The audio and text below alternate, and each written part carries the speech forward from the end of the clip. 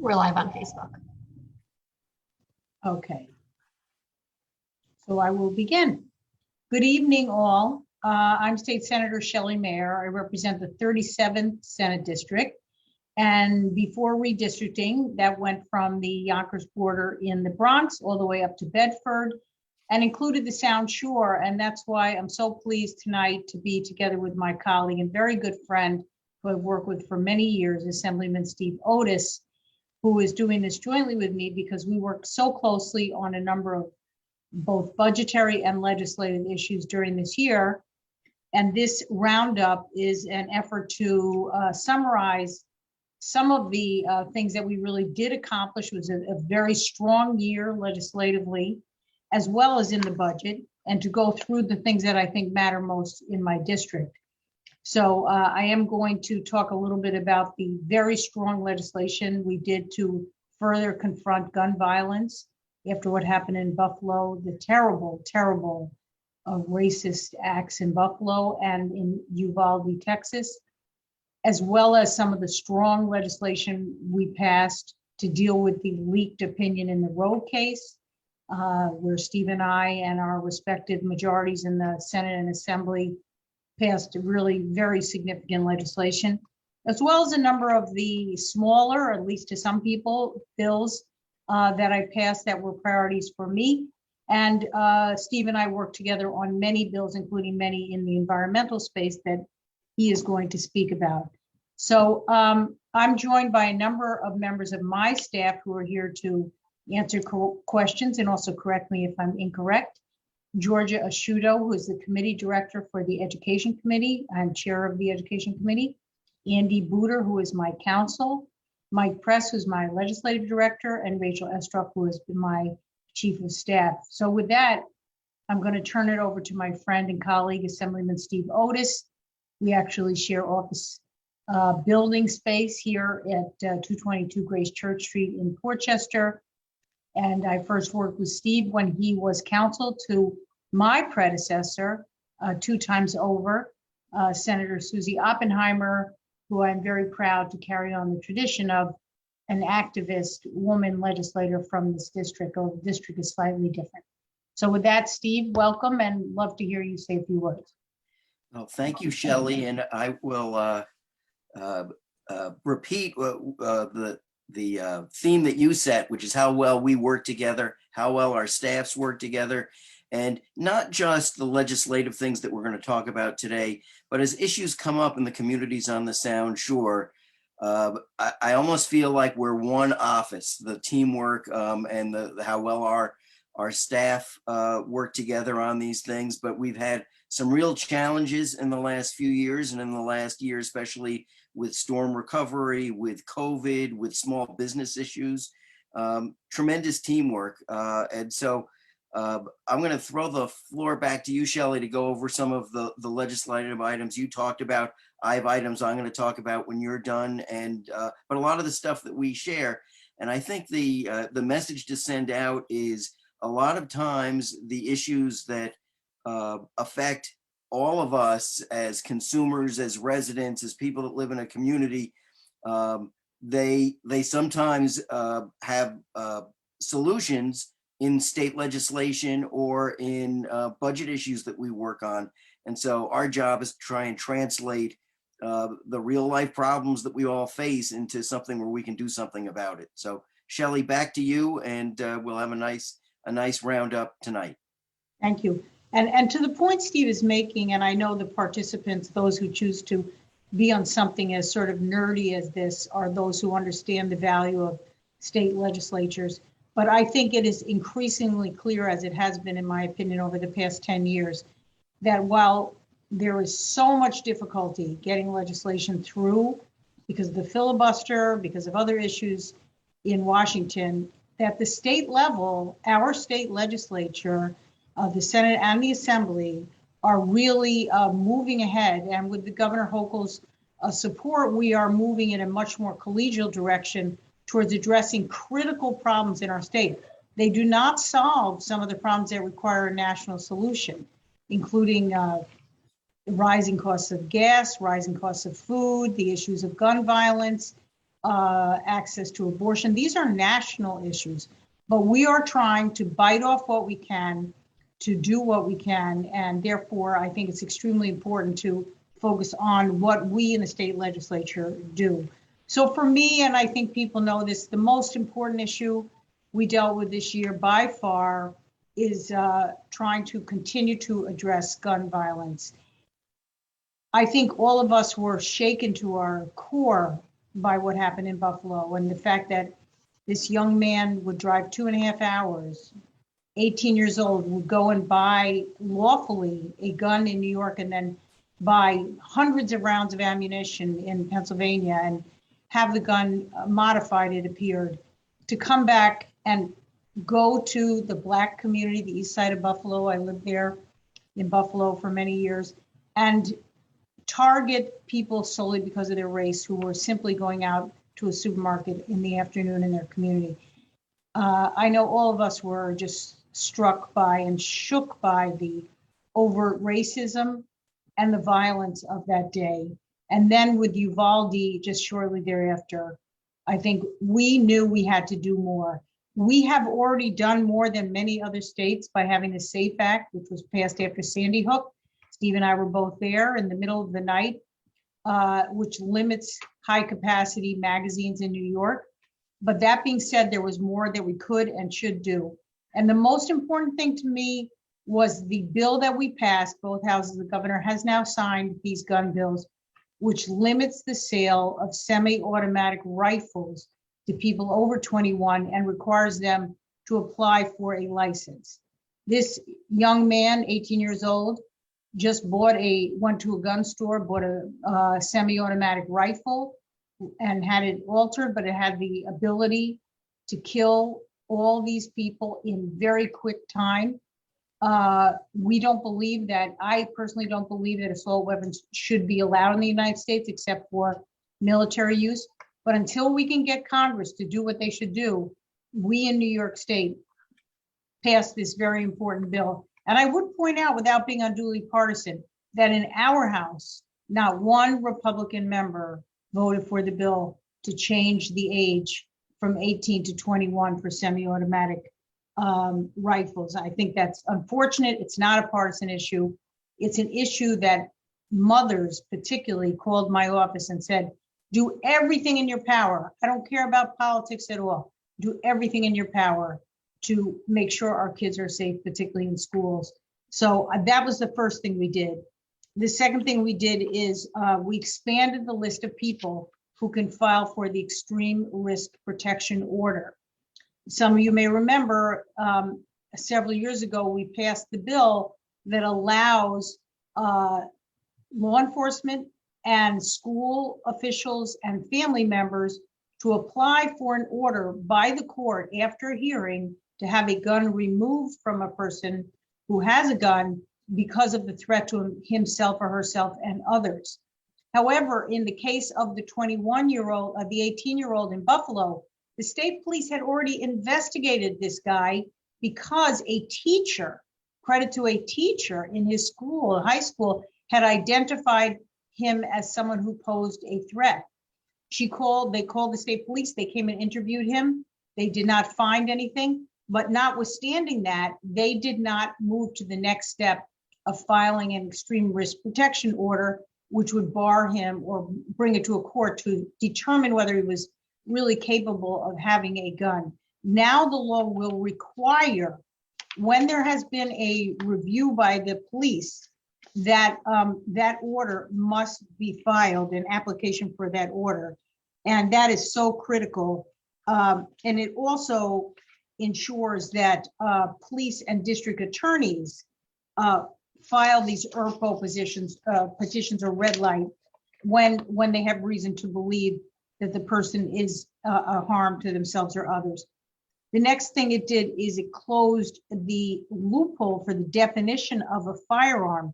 You know, when we passed the red flag laws, we did our best under a very short time frame to get the right definition of the word firearm.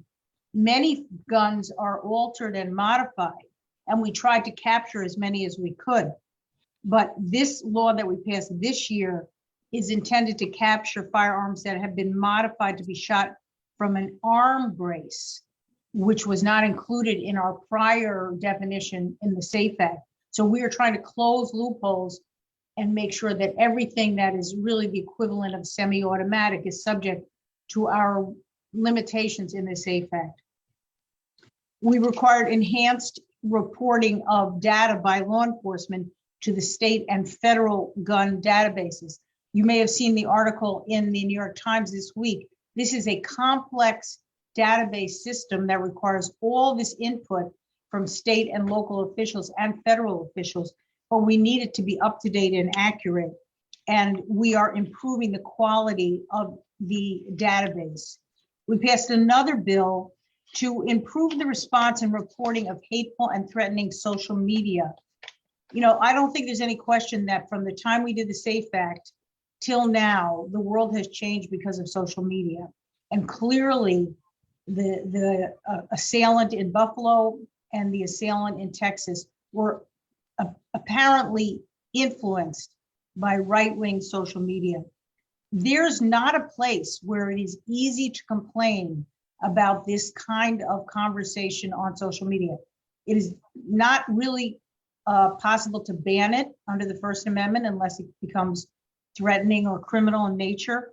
But we want a place where you can report it. And this bill that we passed requires social media networks in New York to provide a clear and concise policy about how they respond to incidents of hateful conduct on their platform and maintain easily accessible mechanisms for reporting hateful conduct on those platforms. I myself, and I'm sure all of us, have seen hateful conduct, speech, and other kinds of comments on social media. We are saying there must be a place that you can complain. And in additional legislation dealing with gun violence, we banned the possession, the purchase and sale of body vests, body armor. The Buffalo assailant was dressed like he was going into combat in Ukraine, but he was going into a supermarket. And he was able to withstand gun violence towards him. And the security guard, a retired Buffalo police officer, was killed. We can't have that. We cannot be dressed for war in the middle of our cities, towns, and villages. So this law that we passed makes it illegal to purchase and sell body vests for anyone who's not in an eligible profession like a police or a military or someone who has it as part of their job. So we actually did an additional bill that I just want to remind people about, which is to certify that micro-stamping technology is viable in New York. And that would be something that we will be able, when the technology is finalized, to trace the actual bullet to a gun. This will give police a very effective tool for identifying the guns that are transported illegally from the South through the iron pipeline, the thousands of guns that come illegally into our communities, and give them another tool. And we want the police to have every tool at their disposal. Governor Hochul has reinstituted the task force of law enforcement that is charged with dealing with this supply of guns coming from other states, which is really contributing in our cities, New York City and Yonkers and places like that, to guns that are not lawful and that are here simply by coming from other states. So I'm proud of the work we did on gun violence.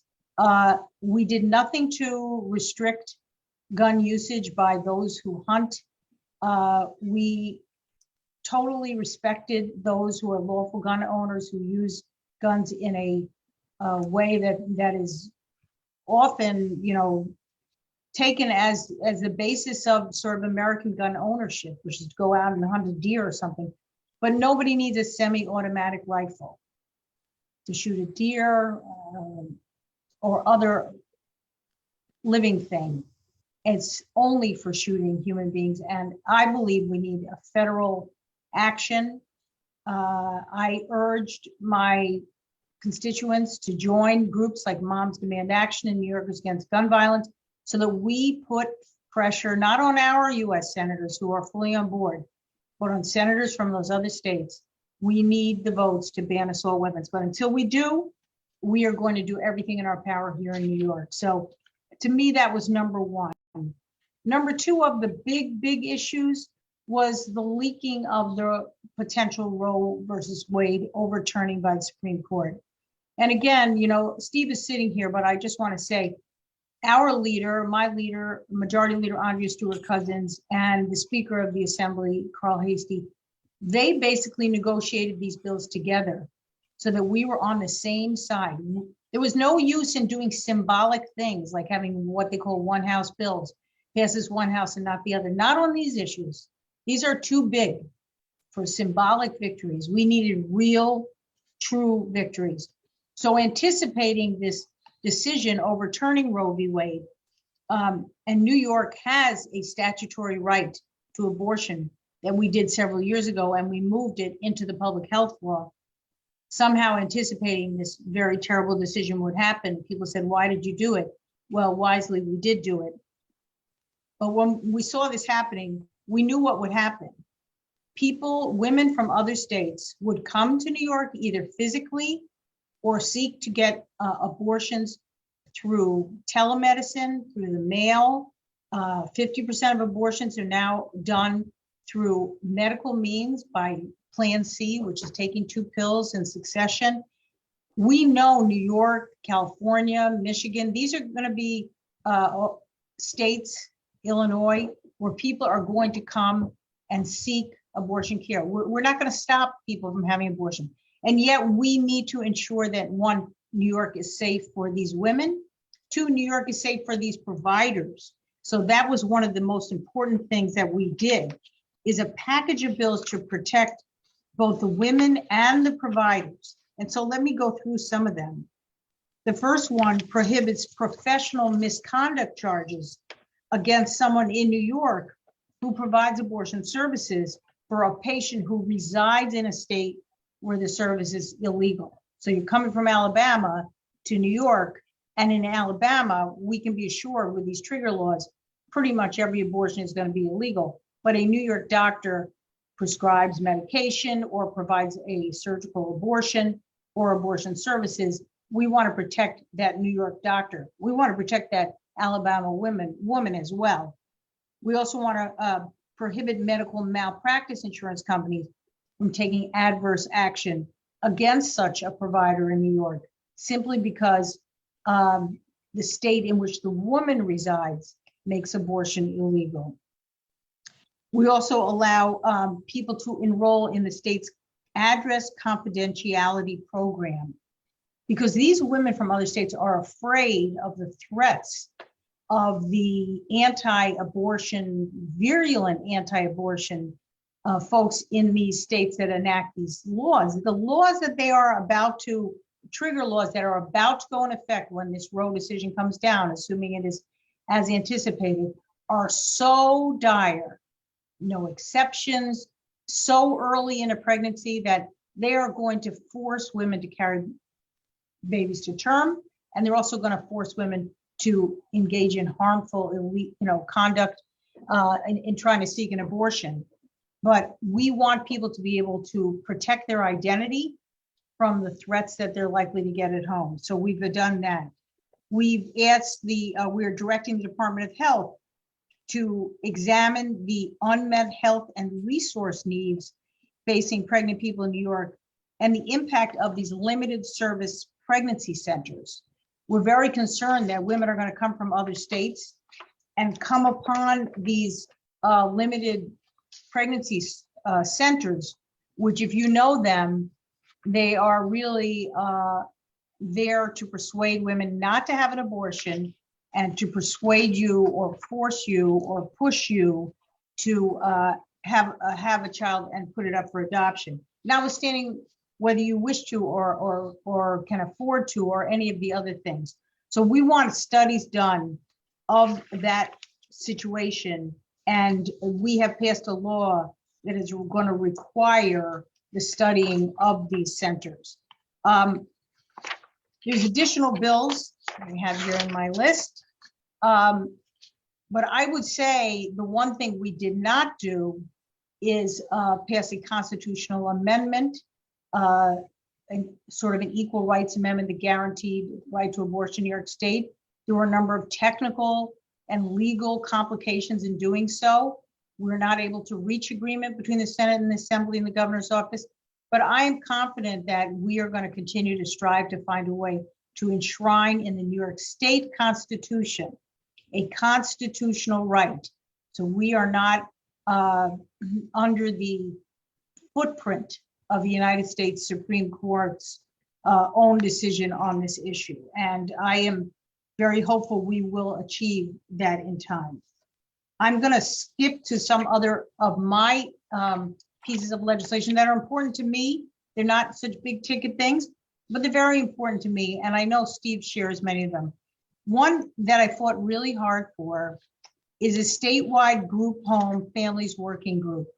So during COVID, so many of our constituents who had relatives who were either in group homes or other settings who have intellectual disabilities, adults, not children, adults in these settings, families felt their voice was not heard.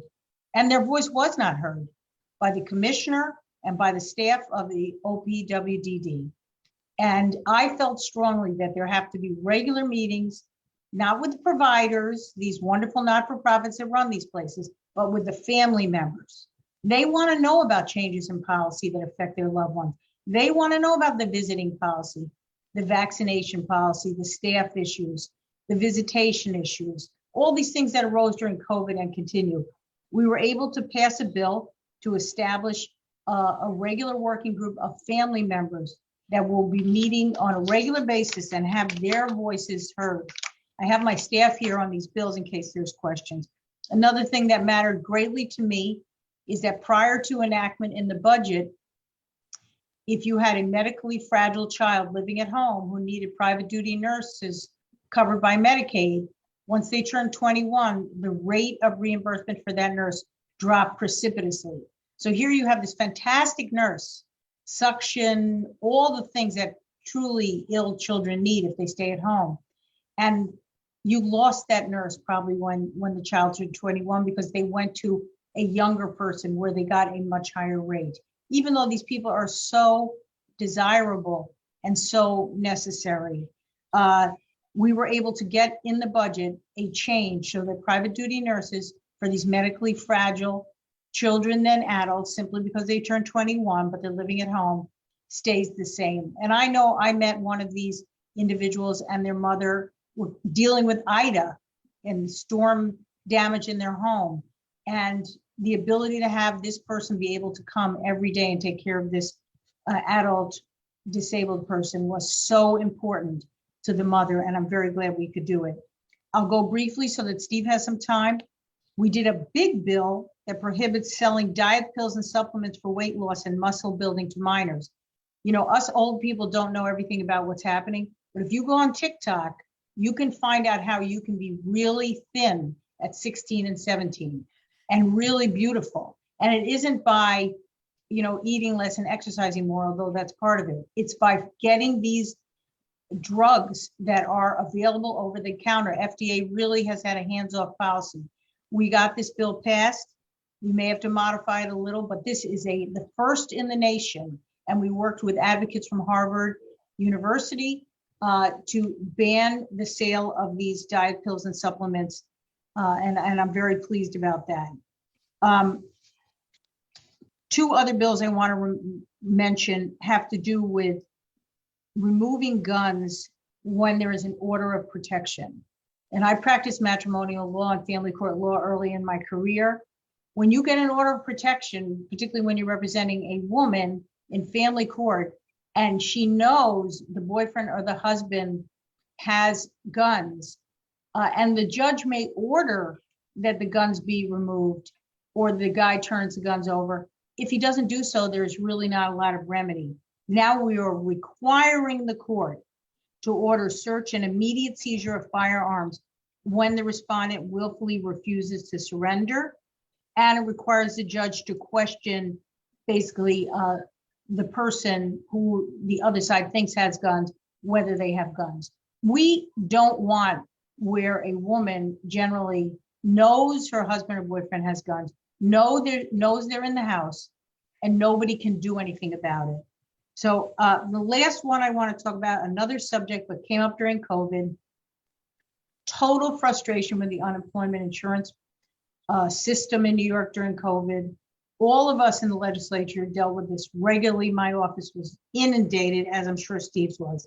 We passed an important bill requiring the Department of Labor within 30 days, short of extraordinary circumstances, they're going to tell you whether you're eligible or ineligible for unemployment. We cannot have people waiting 6 months with no income, no unemployment. They paid in just because the agency can't get their act together. 30 days, yes or no. If it's a no, you can appeal. If it's a yes, proceed and get the money that you are owed. So I'm going to stop there. Many of these bills came from experiences of my constituents, brought them to me, working with my staff, which did a fantastic job of translating them into good bills, big bills. Some are big, some are small. We were able to make substantial change in the way the state regulates these agencies and ensures that vulnerable people are protected. So I'm going to stop there and turn it over to Steve to talk about some of his bills and things that are important to him. Shelley, thanks for that great rundown, especially of the choice and gun bills. And before I go to some of the other issues, I'd like to make a couple of comments about guns and where we are.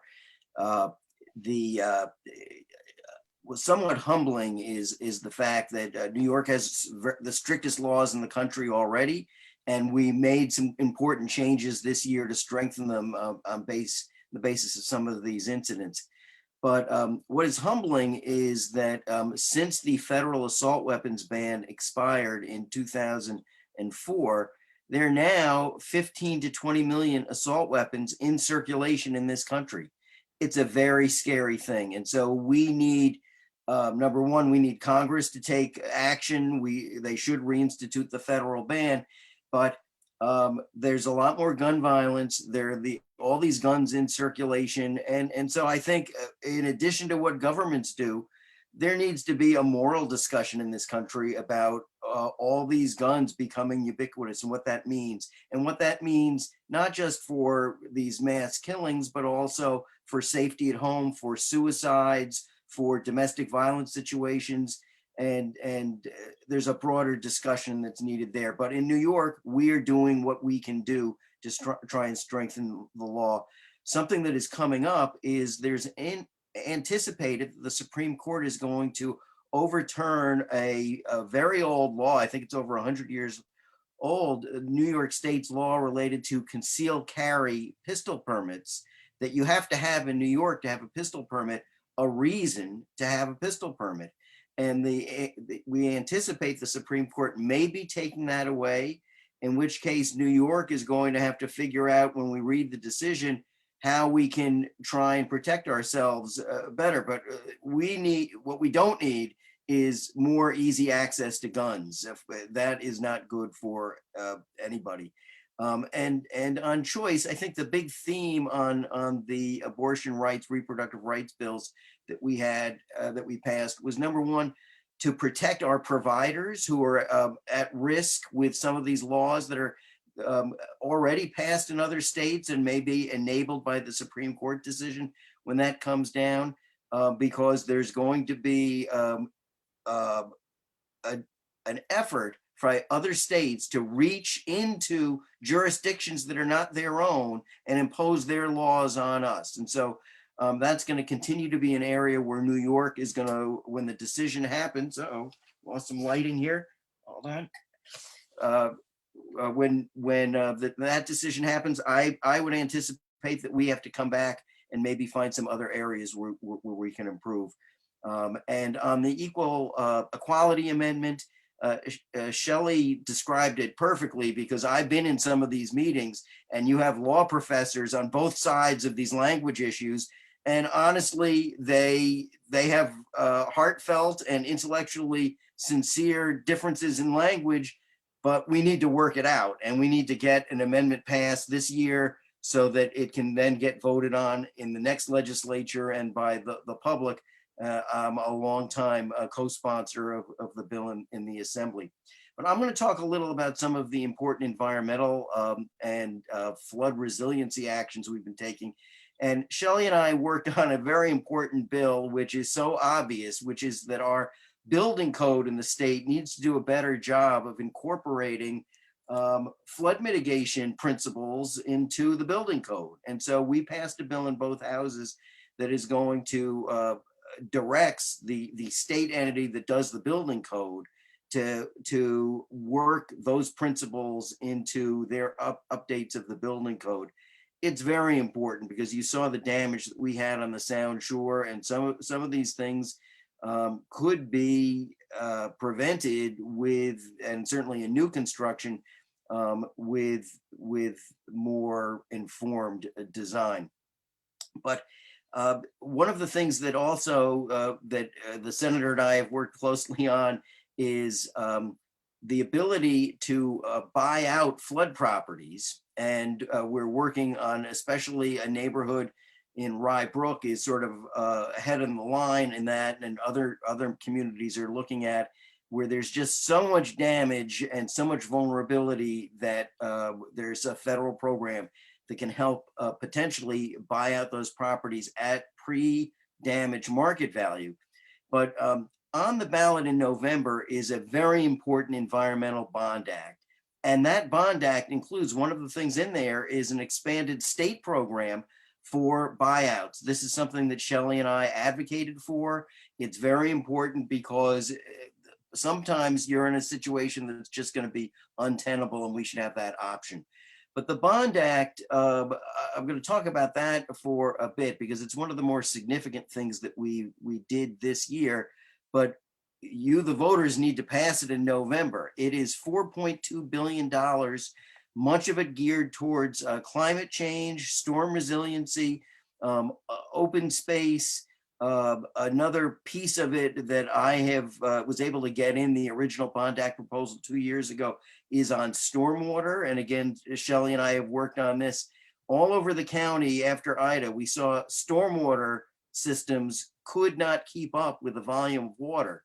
And so in that Bond Act is at least $250 million for grants to municipalities to do stormwater projects, which is a great way to try and help local governments upgrade a system that is right now very vulnerable and insufficient, either because of capacity or because they haven't been maintained and that they need repairs. But the Bond Act is a big piece of the climate change puzzle, which is still evolving. We have the Climate Action Council that has come out with their initial recommendations, were issued last December. They've had hearings more recently. There are a number of bills before the legislature and budget initiatives. The Climate Action Council is going to finalize their report later in the year, and the legislature is going to have to come back and dot the I's and cross the T's in terms of our full program. But a lot of the program is already in that Bond Act. And so this is something that we don't want to have it be under the radar as we go into the fall. If you are concerned about climate change, the Bond Act is a big piece towards what we need to be doing going forward. I'm going to mention a bill that Shelley and I have worked on that did not pass both houses, but we are very into a more sophisticated, environmentally sound way to deal with shoreline resiliency. Again, another piece that relates to more modern ways of designing our shorelines to deal with sea level rise, deal with storm events. And the bill passed in the Senate. It did not pass in the Assembly, but we're going to close the loop on that in the next few months. But this is the cutting edge approach to dealing with our coastal areas and our areas along brooks and streams to try and use nature as some of the buffer.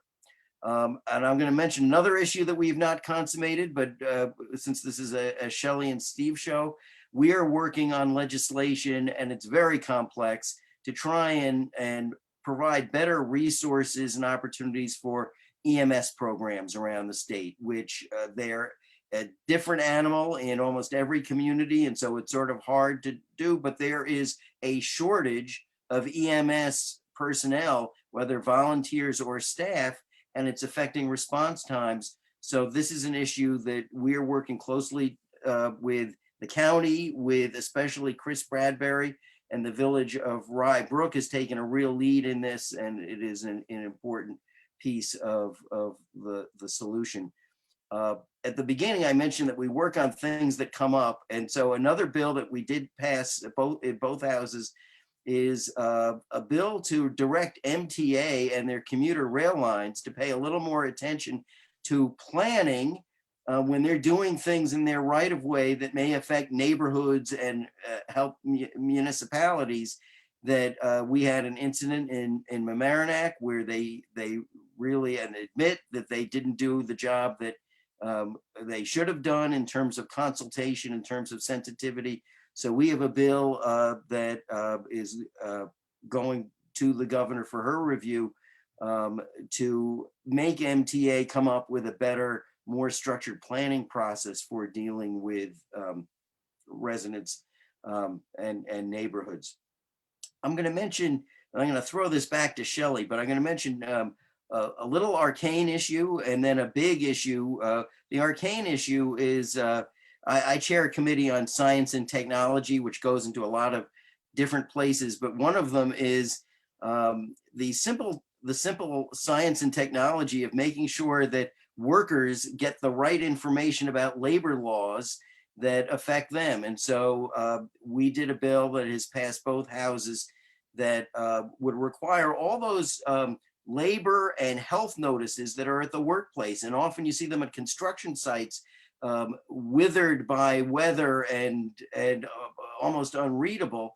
But these are the rights that workers have at their workplace to make sure that they are safe.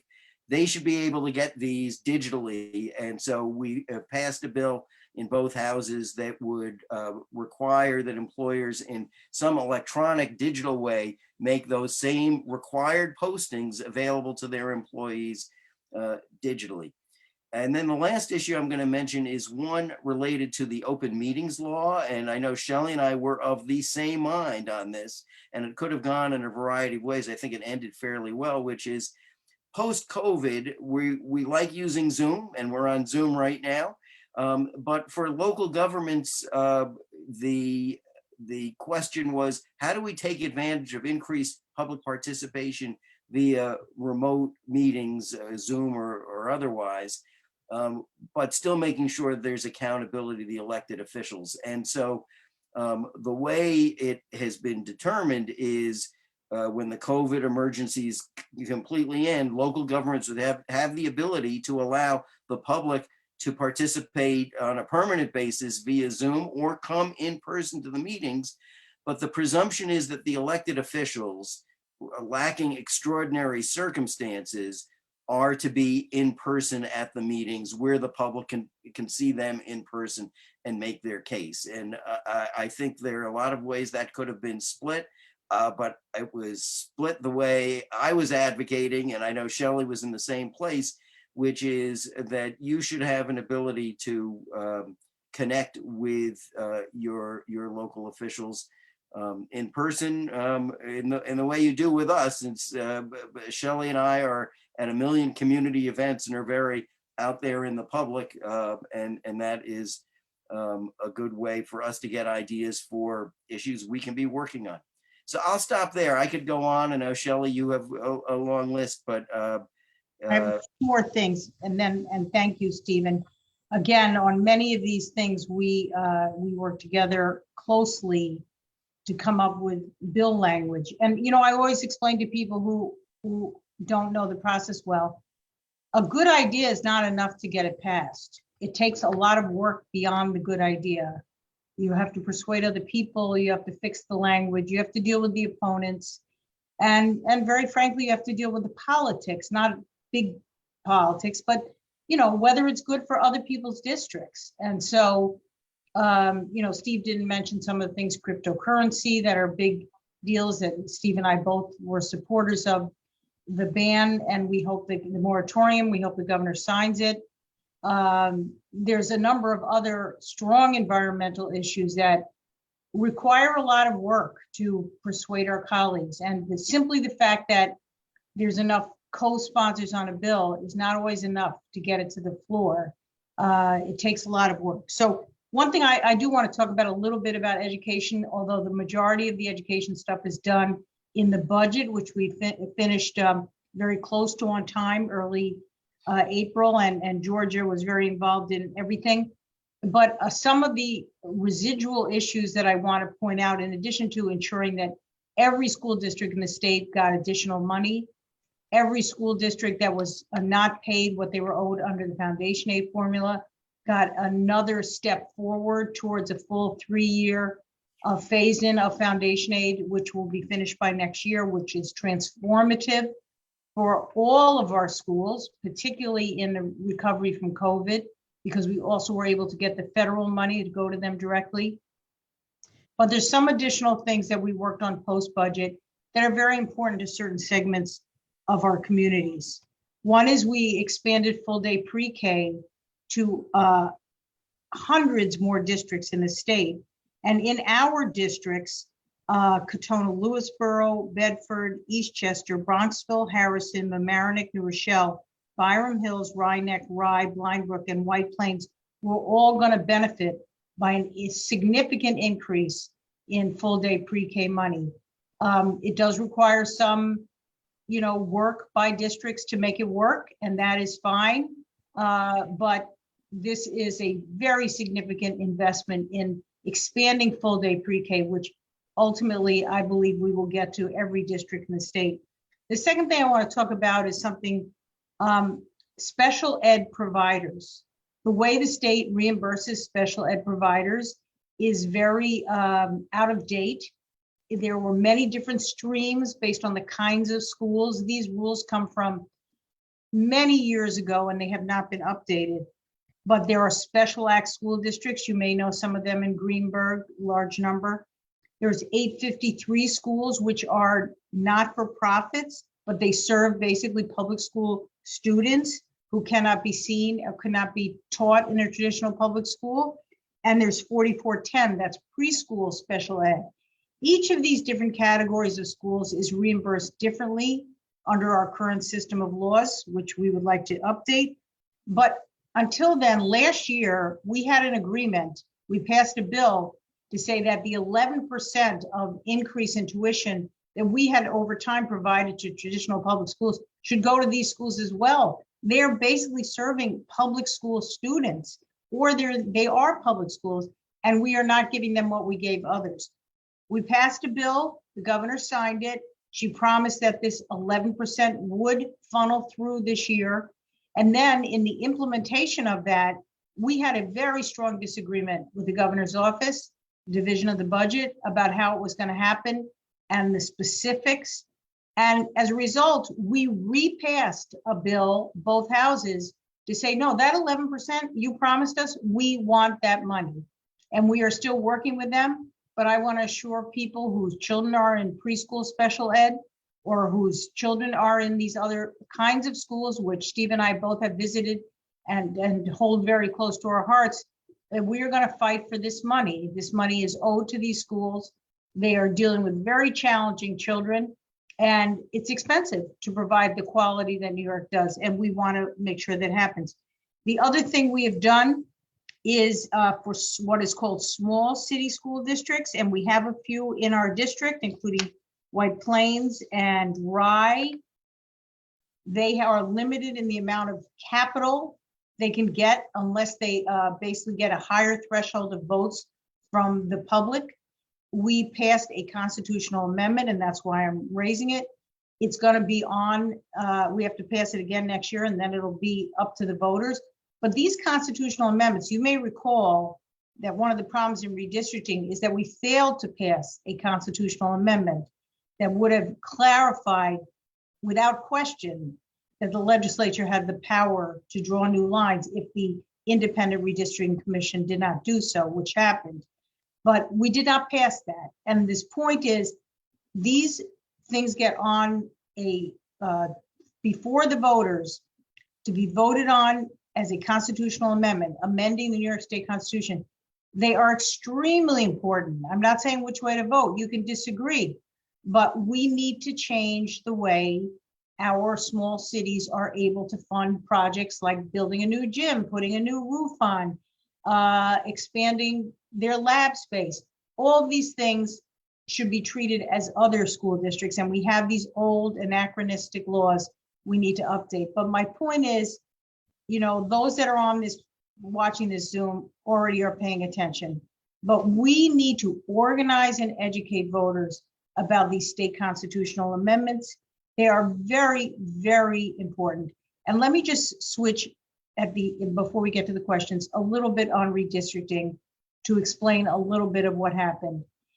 At present, the Senate lines and the lines of our Congress members have been drawn by a special master. That's the word they give to him. We call him a special cartographer, a expert in map drawing, who was appointed by a judge from Steuben County, New York, a very rural county, where the original case challenging the redistricting was done.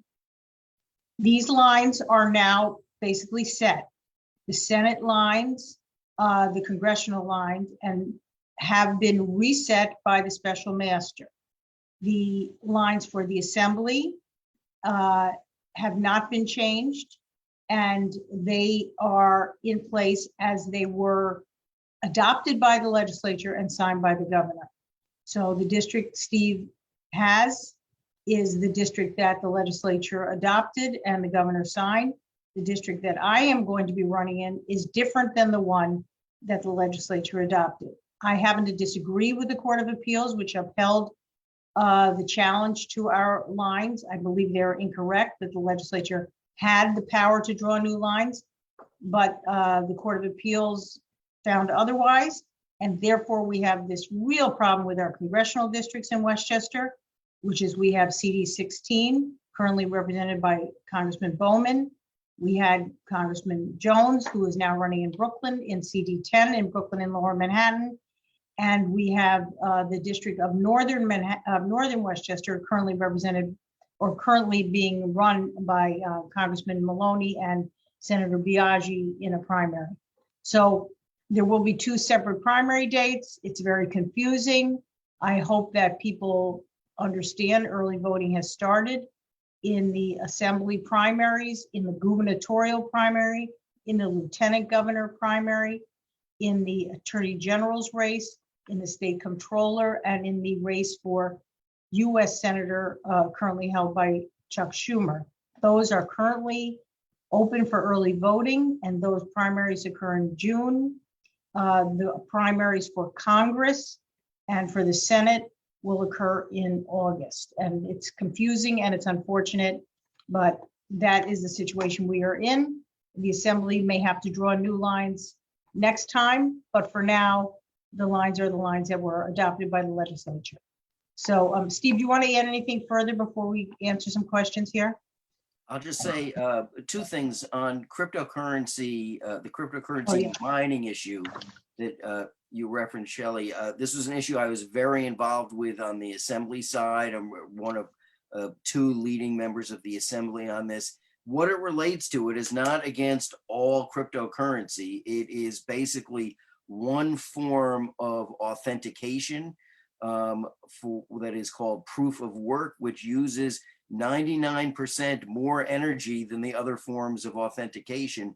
And so we feel that this method should be phased out as quickly as possible, because if it is not, if it grows, and that's the concern, it will really debilitate our ability to meet our very aggressive climate change goals and emissions goals in New York State. And so we passed legislation.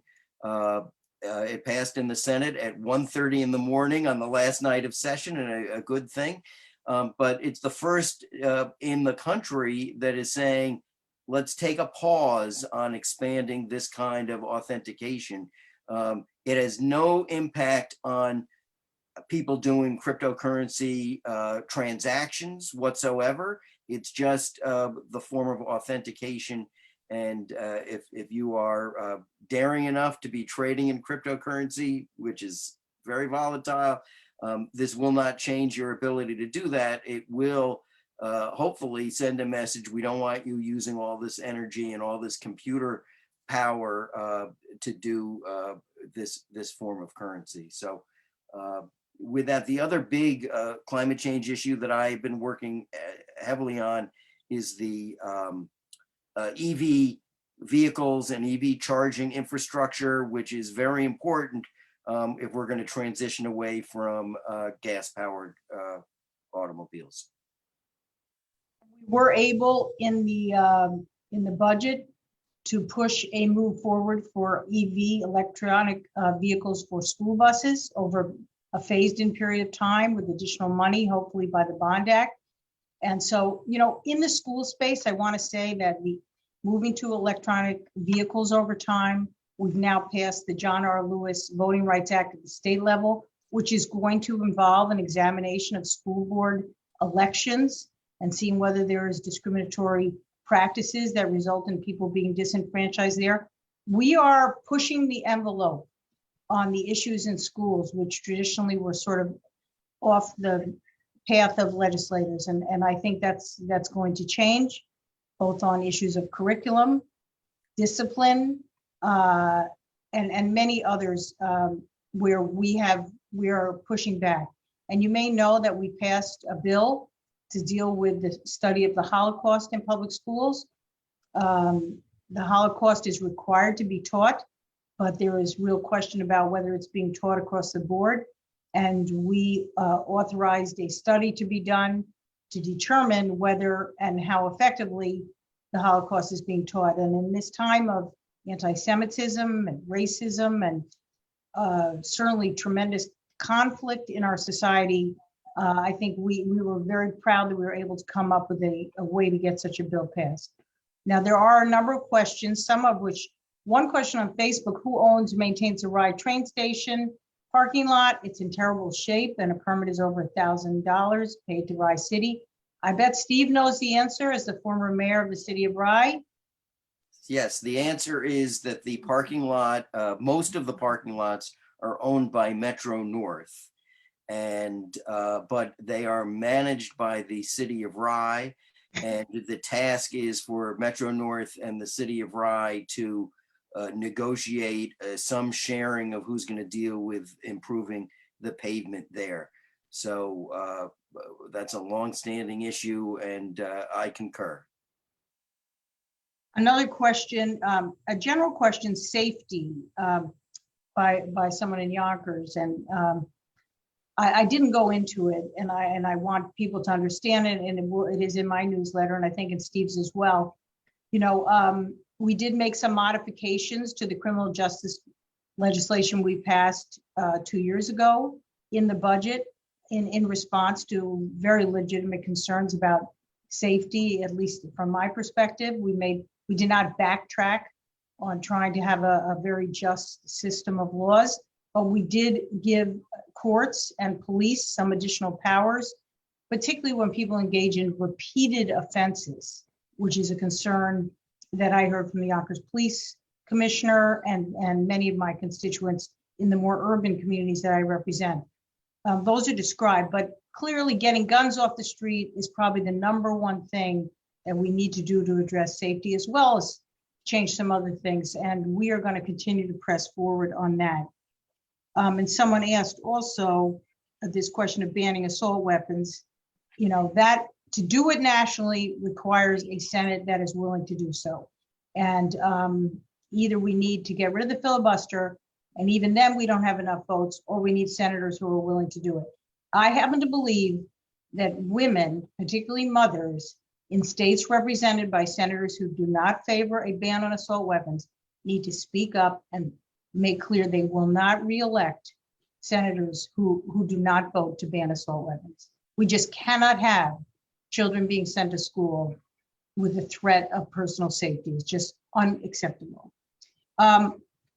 One person asked, what can be done to protect our students from racist, homophobic, transphobic bullying in our schools? That's a really good question. We have DASA, the Dignity for All Students Act, that was passed quite a while ago, and it's been amended. That requires schools to have a designated person to deal with these complaints. They require a investigation upon a complaint. They require things to be on the school's website. But I think the environment has changed dramatically in the about 10 years since we passed DASA. And frankly, we need to do more, because social media, which does not occur on the school site, is frequently part of this bullying. And DASA deals with things on a school property or on a school bus. I believe, Georgia, right, the bus is included. But it does not involve social media, on your phone when you're off school property. And that's where a lot of this is happening. And we're going to need to deal with this social media impact on students and on depression and on fear by students. These things are really transforming our school environment, coupled with the tremendous impact of the COVID experience on our students, which I think is greater than many of us anticipated. So we are we've added additional money in the budget for mental health services for schools. We continue to try to ensure that that gets out to schools, but we know that this bullying is really a very serious issue that we're going to need to broaden DASA, in my opinion, to reach some of this school-related conduct. Even in schools that I represent, I've had to call the superintendent and say, you responded, but it wasn't good enough. The family did not feel that you stood up for the student. You might have stood up for a process, but we need you to stand up for a student. And because our school districts and our school boards have become politicized, and I mean that, again, in a sort of small p, not differences of opinion, but differences of anger and ideology and theories about who should be teaching what. They are very much not places where we can get a productive conversation on this. So it's going to, in my opinion, come to the legislature. I know there's one comment here in the chat, disappointing the equality amendment didn't pass. Is it possible that the legislature will reconvene to address it and other urgent open matters before the end of the year? Steve, I'm looking to your opinion on that. I think there's a very good chance we'll have to come back for a variety of issues. And in speaking to the sponsors of the Equality Amendment in both houses just a week ago, the discussions are continuing. And so hopefully there can be a resolution. It's very important that we pass that again this year, because we'll need second passage in the new legislature next year. If we don't do it this year, we'd have to wait another year. And we shouldn't do that.